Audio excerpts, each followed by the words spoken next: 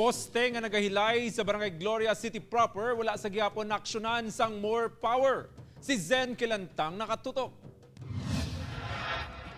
Nagapabilin sa gihapon nga nagahilay ang gabok nga poste nga ini sa Barangay Gloria City proper nga una na nga ginreklamo sa mga residente bangod tuman ka delikado ilabi na ako nagabagyo. Suno sa more power wala pa sang schedule sa pag-ilis ang poste bangod ginapasunod lang nila ang reklamo sa mga barangay. Apang nagpasalig ang kumpanya nga nadalaman ini sa ilang mga prioridad.